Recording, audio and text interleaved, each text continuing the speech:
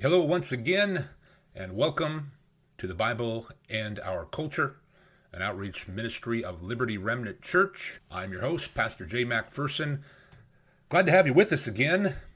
A lot has happened this last week, and we're going to dive into it, a little bit of my own eyewitness testimony. But I want to say you're welcome to contact me at our website, Liberty Remnant Church, or via email. You can use office@libertyremnantchurch.org, and it will get to me, and I'd be curious as to what you think. We're glad to use this ministry to help people understand Bible and our culture. We look at the culture through the lens of the Bible. Way too many people, even those who call themselves Christians, like to look at the Bible through the lens of the culture. That's not going to work. Well, hey, this last Monday night, I was at City Council looking to share. It was strange because I signed up right at 5:01. You can't sign up until 5. And the first 15 people, if there are 15 people, who sign up for open forum get to address the City Council publicly. And as I've shared on the show in the past, there's been a lot of issues with the City Council and religious freedom these last 6 weeks. So I still had issues. I wanted to shine some light onto what I felt was an attack on religious freedom.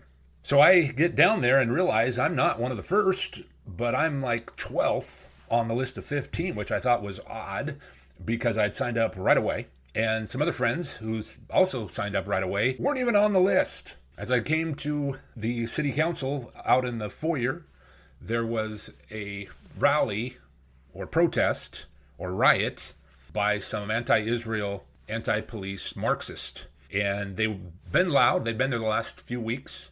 And they seemed especially loud. So when we got there and realized I'd be the only one able to share, we were a little disappointed. Well, here's what happened. I'll just cut to the chase.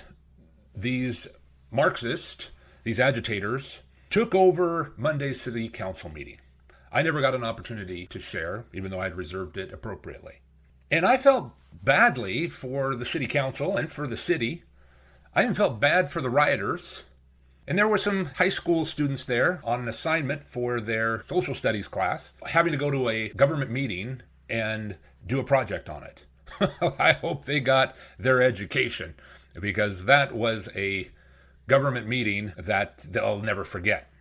I never got the chance to share as rioters usurped control of the meeting before my turn came up. Well, we waited for the police to remove them. But after quite a while of documenting the situation with my smartphone, I got word police officers were eventually going to remove everyone out of the council chamber without continuing the meeting, so we left. On the way out to where we met these 4 high school boys who were there for a school project on government meetings. I really trust they were educated. I hope the city council will not allow those who disregarded the rules and participated in the takeover to come to City Hall for a long time. They not only disregarded the rules, but they disregarded the city council's calls to order. They disregarded the council presidents asking them to follow the rules. They disregarded my whole evening, disrespected it. They disrespected the evening of my friends, the evening of these high school students, and they disrespected the business that the city council had planned for the city of Spokane. These agitators blatantly disregarded the rights of innocent citizens who were there with good intentions. They showed disrespect to everyone and frankly embarrassed themselves. They seemed to disregard the police, not only by what they said, they were clear anti-police people, but they also showed disregard in how they carried on as if the police weren't there. I'm thinking Antifa, I'm thinking BLM, other socialist organizations that are marked by their carelessness with police. We saw that with CHOP and Chaz. We've seen it with a lot of so-called protests, but really they were riots. They were exactly organized as if Saul Alinsky had organized it himself. If you're not familiar with Saul Alinsky, he was a disciple of Al Capone and the mob in Chicago, and he taught radical liberals and socialists how to create chaos, how to bring disruption to society to get attention. That's exactly what they were doing Monday night. How strange to think that so many got ahead of me on the list for open forum when I began signing up right at 5 p.m. They were extremely loud in the rallies they held the last 3 weeks in front of City Hall. They led a riot that usurped power over all of the city council and the rest of us that were there. Now, the local news here in Spokane has not covered this issue very well. They said it was an abrupt end. It wasn't. And they never called it a riot. Well, Webster's dictionary calls a riot a tumultuous disturbance of the public peace by three or more persons assembled together and acting with common intent. Every definition of riot I saw is what I saw Monday night. One local news channel even seemed to support them as saying, well, they have no other way to speak to the city council. These protesters, these rioters, are calling for America to support Palestine or Hamas, and they are condemning Israel. They want America to do the same. Well, this isn't something I agree with. In fact, I strongly disagree with it. But whatever the case, municipal government has no say over it anyway. Even if they were right, which they're not, why would you confront a federal issue at City Hall? So these rioters seemed hateful and violent, looking to intimidate with fear. It seemed to be quite effective as the city council shut down the meeting and in effect gave it to the Marxists. Now all this had me a little on edge as I'm sitting there, but not enough to run away from my purpose for being there. My wife, who was watching from home and saw the live video on social media, was even more alarmed. And I saw on the news the rioters plan to return next Monday and plan to keep coming. So I feel it is important the city forbids them from entering the chamber for a lengthy time. They've earned it.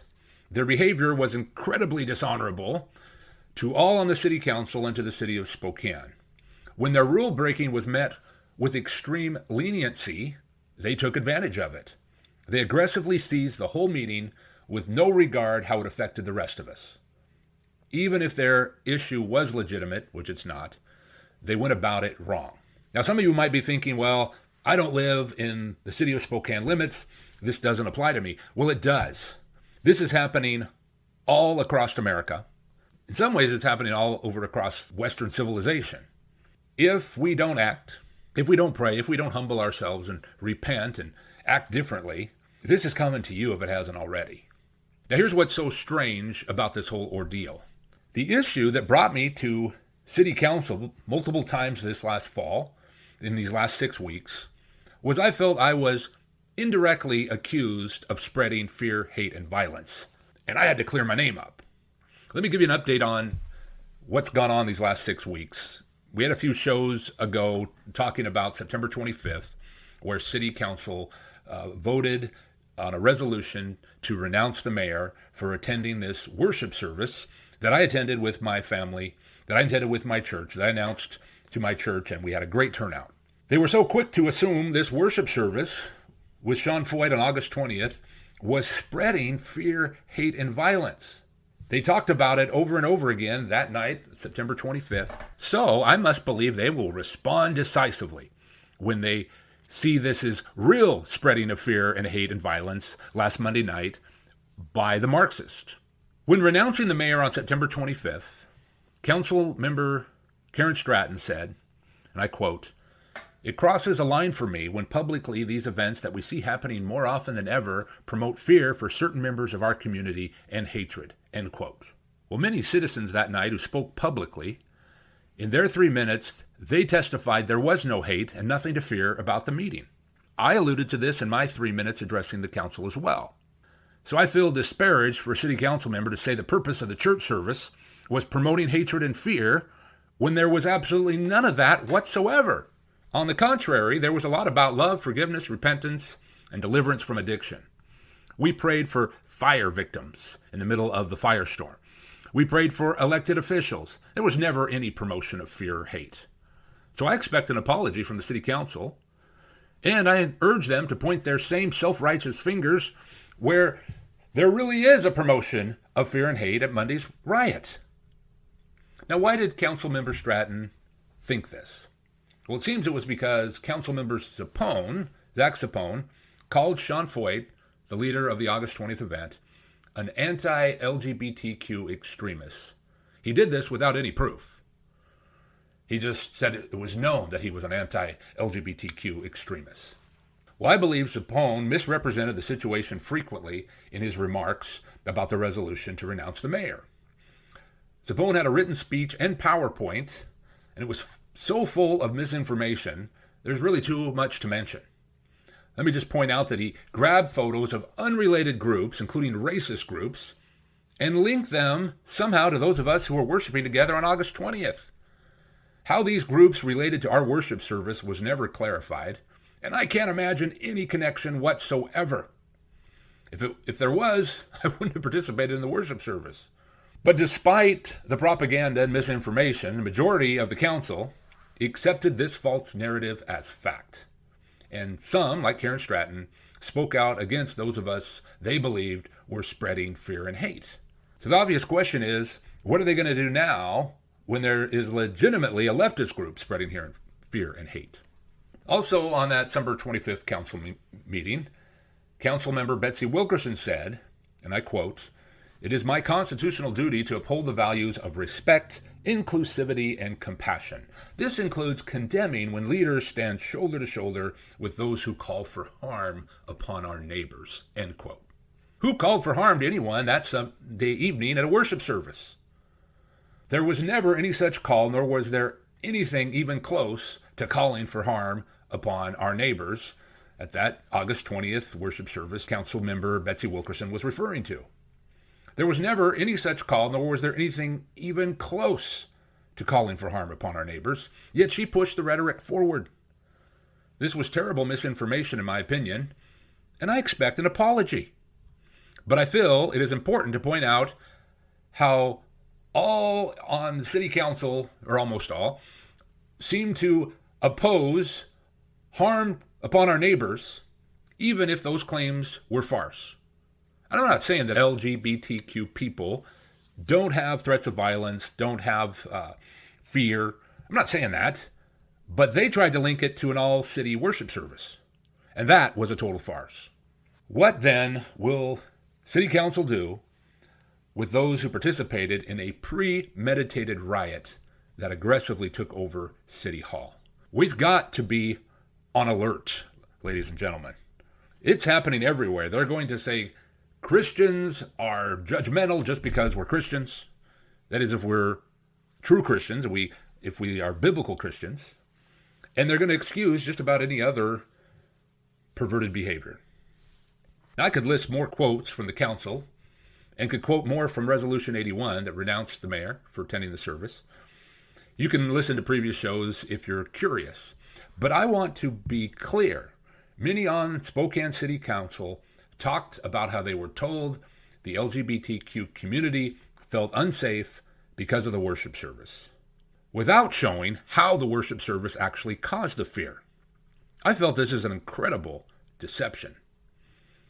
Countless people of various races, denominations, and ages stood before the council that night and said there was nothing of hate and violence at that worship service. I was one of them. But members of this council ran with the false narrative. Why? They didn't listen to the people who were actually there, but believed those pushing an agenda who were not there. They listened to those who had an aggressive anti-Christian agenda because that is what they want to believe. They don't want to hear the truth. Well, they weren't at that worship service August 20th, but they were there last Monday night, as I was. What are they going to do for the safety of the community? Now, by the time some of you listen to this, another Monday might have passed. But when I say last Monday night, I'm referring to November 5th, the Monday of the City Council, where rioters aggressively took over City Council. We'll be right back after a short break. 2 years ago, Liberty Remnant Church was founded in Spokane by a group of committed Christ followers who, believing God, sought to build a distinct local church for His glory. LRC is a simple, relational, biblical church that holds firm to the basic tenets of biblical Christianity. We believe we are to represent Christ's love, power, and wisdom in any facet of society. Perhaps you've seen our pastor, Jay McPherson, or others from Liberty Remnant Church, either standing up at Spokane City Hall or at a local school board meeting in the area. We believe we are called to be salt and light as we bring people to new life in Christ. If you are looking for a local church or know someone who is, please consider what God is doing at Liberty Remnant Church.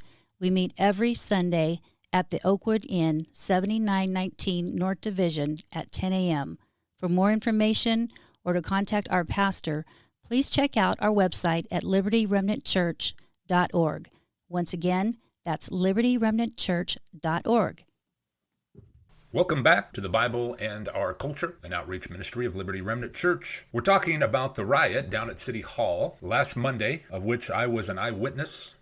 And I mentioned I've been down to City Hall quite a bit this last 6 weeks because when they renounced the mayor for attending a worship service that I attended, I felt they indirectly renounced me and my church. They renounced and they said all these nasty things about us, including calling us white supremacists, because they cared about the safety of a special protected, privileged classification of people. The LGBTQ people that support most on the city council claim they felt unsafe because the mayor attended this worship service. But the ironic thing is, last Monday night, there was an aggressive, hostile group of activists who overtook City Hall, and they pretty much let them do it. What are they going to do now? I'm concerned as I look at their track record. There seems to be a lot of bias. There seems to be a lot of filtering of who belongs and who doesn't. Are they going to protect our safety from people that aggressively took over City Hall? Because safety seems to be an important tenet of the religion of liberalism. It's all part of the liberal agenda. The whole idea of you got to wear masks is for safety. We got to confiscate your guns because we care about safety. Seat belts, vaccinations, all sorts of regulations, and they skewed that worship service, or basically just lied about it, because they said it was promoting fear and hatred, and people of the community felt unsafe. So now when there is a safety issue, what are they going to do? I think their track record is they're going to continue to favor a certain classification of people, and the people they don't favor are Bible-believing Christians. So denouncing the mayor wasn't about safety. It wasn't political, but guess what? It was effective. We recently had an election here in the state of Washington, actually a national election, but all of our races were local, and they have new confidence because a lot in the city of Spokane didn't go the way we prayed it would. It doesn't seem. It's not going to be tabulated and official until the end of November sometime, but as of right now, there's a lot of races that seem to be very unfortunate. Well, let's talk about my personal safety. I didn't feel safe down at City Hall while these anti-Israel, anti-police Marxists were rioting and taking over the City Hall. But on September 27th, 2 days after I addressed the council, originally, an East Washington sign in my front lawn was destroyed by vandalism. Last week we had Ron and Tia McInerney, who are from East Washington and the Liberty State, also part of the East Washington Freedom Alliance. I had a sign in my yard now for over 2 years. And when I first had it up, I received threatening letters, 3 of them, about this sign from someone who anonymously informed me he lives in my neighborhood and walks past my house regularly. Well, since I know there's somebody in my neighborhood watching me, and I spoke with City Hall on September 25th, and my sign was destroyed either the next day or 2 days later when I noticed it, I'm wondering how safe I am. My point is that I understand from the remarks at these meetings, the city council members got multiple emails from LGBTQ people who said they felt unsafe because of the worship service the mayor attended. Well, I'm just saying I feel a bit unsafe myself during the Marxist riot and with the hate mail I've received, along with the vandalism to my East Washington sign. And here's what I have to mention and have to emphasize. There was no violent, unruly behavior at the worship service, but there was last Monday night. The hostile takeover city council, it usurped my time and everybody else's. It usurped my opportunity to publicly address the city council, and it was a total disorder. I mentioned the agitators were given leniency when they repeatedly disregarded the rules and the instructions of Council President Kanar. So I have little choice but to recognize I feel personally insulted by such leniency. Now here's why. That September 25th council meeting, council member Zappone posted a tweet from Sean Foyt, who led the worship service. And it read, and I quote, "If Christian nationalist means protecting millions of babies being slaughtered in the womb, banning the mutilation of children's body parts, outlawing drag queens twerking in front of kids in libraries, and returning to biblical values that built this nation, count me in." That was the evidence, Zappone said, and he used it to say this: Sean Foyt is a self-described Christian nationalist. But he totally missed the point that Mr. Foyt was expressing. And this was a totally different connotation of how the term Christian nationalist was being used than what we read in the resolution and what they were discussing at that moment. So when Zappone said, Sean Foyt is a self-described Christian nationalist, I and many others in the council chamber sighed in disbelief. Some groaned or scoffed. Others chuckled, and a few even laughed out loud. It was a spontaneous reaction to a ridiculous claim. I still scoff when I think of it. Now, had just a few reacted this way, nobody would have noticed. But when 50 to 100 people or so, Christians, who understand what Sean Foyt was talking about, we all reacted this same way, with a simultaneous similar reaction, it created a bit of disturbance in the council chamber. They could hear some laughter, they could hear some rustle in the audience. So Council President Kanar raised her voice in anger, giving us a strict scolding. I am going to clear the chamber if there is one more outburst, and we have security that will do it. That's a direct quote. Now, needless to say, this last Monday night, I kept waiting for a similar warning to the Marxists, who were acting far more egregious than the spontaneous laughter of a few folks who felt lied to on September 25th. No warning came until it was way too late, and she had let the council meeting get totally out of control before she gave any warning. Even after they blatantly broke the rules time and again, there was no threat, but a seemingly feeble request to follow the rules, which they had already demonstrated they had no intention of following. Why the double standard? Why such a harsh tone in talking with Bible-believing Christians, and such a frail request to the anti-police, anti-Israel, aggressive Marxist who organized a successful riot to successfully take over city council? Well, I kept waiting for her to, quote, clear the chambers with security that would do it, unquote, like she said 6 weeks earlier. I kept thinking that the meeting was going to resume. So that's part of why I waited around. But the same threats made towards Bible-believing Christians were not implemented. And this was with a far more hostile and disorderly crowd. I don't think we were hostile. We weren't. And I don't think we were disorderly, other than we laughed a little too loud. Well, I'm still amazed by such a contrast. I guess I may have been foolish at this point not to expect what I see as typical Spokane City Council double standards. I believe the two sets of rules the council has repeatedly demonstrated is an embarrassment. The official motto of the city of Spokane, I think they passed this year, is this, quote, in Spokane, we all belong, end quote. But many on the city council don't act like it. When they give special treatment to Marxists, they don't give to Christians. I believe any objective, reasonable person would see the double standard. Clearly, this council feels Bible-believing Christians do not belong in a way that people with other beliefs do. Again, some of you are thinking, well, Jay, you're just griping. No, I'm concerned. I would like to just forget about all this and live a cushy, comfortable life. I'd rather just move on in my flesh. But I haven't felt released from the Holy Spirit to just sort of drop this.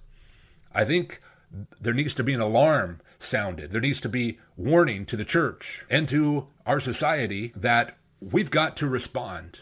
We've got to lift up our voice and speak truth to power. We've got to confront injustices and dishonesty where we see it, or this looming spirit of control, this looming spirit of intimidation.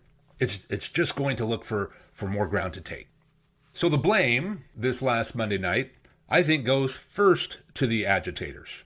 First and foremost, they should be held responsible for their actions, especially those who organized and incited the takeover. They stole my time and caused me to feel threatened. I think that's a big deal to the city council. But there is undeniable blame to the council president for not holding these bad actors accountable from early on during the open forum. Now, I'm an eyewitness. I was there. When they weren't following the rules, she didn't say much of anything. Finally, some more conservative members of the council called point of order, and so she asked these folks to please follow the rules, which they already showed they weren't going to do. We don't ask for special treatment, but we must ask for fairness. I would like to hope she could show them the same sternness she did when she threatened Christians. There is some blame on all citizens of the Spokane area for not engaging and letting this come to that. I think everyone who supports DEI policies and pushes DEI have to realize the result of this indoctrination is the opposite of true diversity, equity, and inclusion. In my opinion, DEI, diversity, equity, inclusion, has been a Trojan horse since it started gaining ground almost 10 years ago. I mean, who doesn't want diversity, equity, and inclusion? Well, if you look at the actions of this whole DEI movement, they seem to have pushed for no diversity, you got to be like them, no equity when it comes to who gets to say what in the council chamber, and no inclusion. If you're a Christian, you're not included. Right? The main advice to us Christians is don't judge, even when we're quoting directly from the Bible. But if you say something confrontational or judgmental of the Bible, well, that's fine, that's good, and that's implied. That's just DEI. We've been bamboozled. So I pray, and hope you pray with me, that these rioters are not allowed back on City Hall for a long time. I fear there could be damage, I fear they could instigate violence, and I feel there could be personal harm to those of us that are there, even the city council. They were extremely unruly Monday night. So how do we apply this to the culture? How do we look at the Bible and say, what are we supposed to do? Isaiah 5:20-21 says, "Woe to those who call evil good and good evil." Hear that verse quoted a lot by those of us with common sense and are watching what's happening in our society. But it goes on to say, "Woe to those who put darkness for light and light for darkness, who put bitter for sweet and sweet for bitter." And then in verse 21 of chapter 5, it says, "Woe to those who are wise in their own eyes and prudent in their own sight." We've got to humble ourselves before the Lord. I'm thinking of Psalms 37 that talks about how we shouldn't fret because of evildoers, nor be envious of the workers of iniquity. Well, Jay, it sounds like you've been fretting this whole radio episode.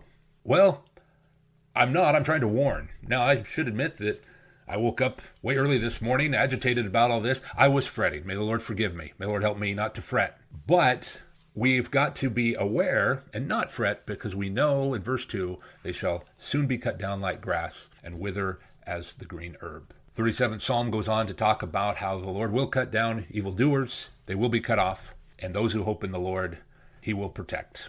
Thank you for being with us. Hope to see you next time at this same time and the same radio station.